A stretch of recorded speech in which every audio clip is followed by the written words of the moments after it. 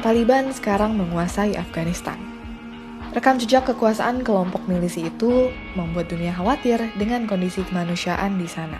Berbagai pihak menyebut Taliban sebagai kelompok Islam garis keras dengan interpretasi super kaku terhadap hukum syariah versi mereka. Namun, sejarah Taliban lebih kompleks ketimbang potret minimalis begitu. Lahirnya Taliban merupakan buah persaingan panglima lokal yang mewarnai politik Afghanistan setelah mundurnya Uni Soviet. Saat 1978, terjadi invasi Uni Soviet ke Afghanistan. Selama 10 tahun, puluhan ribu tentara Soviet menjejakkan kaki di sana. Soviet ingin menyokong kekuasaan pemerintah Afghanistan yang berhaluan komunis. Dalam periode itu, perebutan kekuasaan di Afghanistan diwarnai suasana perang dingin. Sementara itu, sejumlah kelompok pejuang Afghanistan anti-Soviet mendapat sokongan dari Amerika Serikat dan Pakistan. Secara diam-diam, CIA juga menyuplai dana dan persenjataan ke para pejuang Afghanistan. Salah satu pejuang anti-Soviet tersebut adalah Muhammad Omar. Ia lulusan seminari Islam Sunni Ortodoks di Deoband, India.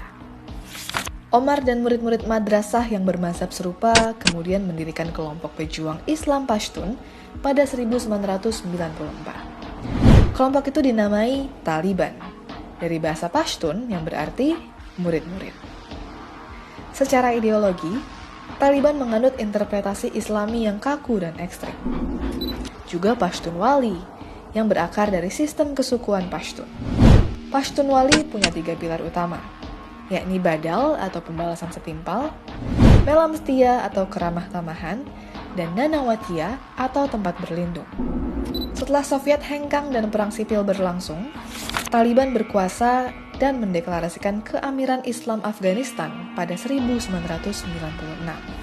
Namun, di bawah kekuasaan Taliban, kondisi kemanusiaan sangat memprihatinkan. Pada 1997 misalnya, Taliban melarang anak perempuan untuk bersekolah. Perempuan juga dilarang bekerja di ruang publik.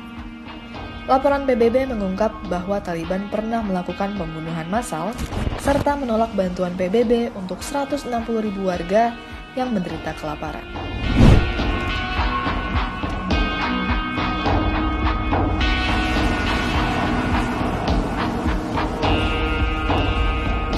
Sejumlah analisis mengatakan bahwa interpretasi Islam ala Taliban jauh bertentangan dengan ajaran Islam Deobandisme.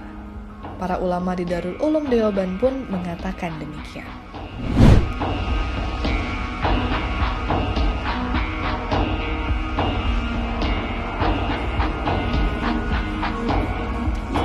Lalu, kenapa Taliban begitu populer? Taliban bukan hanya kelompok milisi.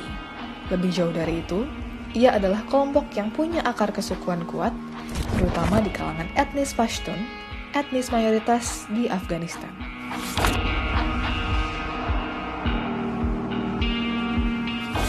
Wilayah-wilayah dengan pengaruh Taliban yang kuat kebanyakan ada di pedesaan.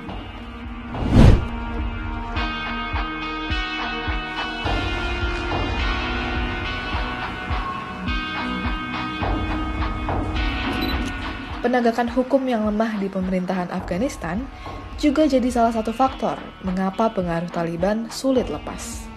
Korupsi dan impunitas dalam sistem penegakan hukum Afghanistan membuat banyak warga berpaling ke pengadilan ala Taliban.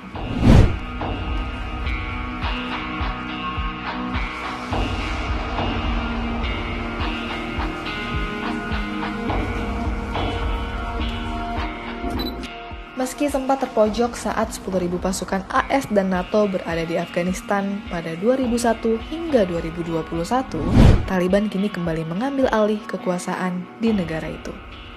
Tahun lalu, salah satu pimpinan Taliban sempat menulis bahwa mereka akan menjamin perdamaian dan juga hak asasi manusia.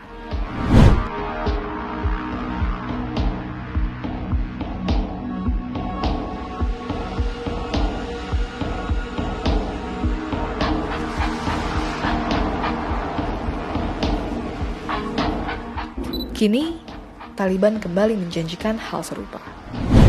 Akan tetapi, rekam jejak kekuasaan Taliban membuat banyak pihak ragu. Killings continue. Civilian government workers, employees, but also activists and journalists. Will women be able to travel without a male guardian? Will women be able to be judges? Will a woman be able to run for president? There's a lot that is ambiguous and unknown.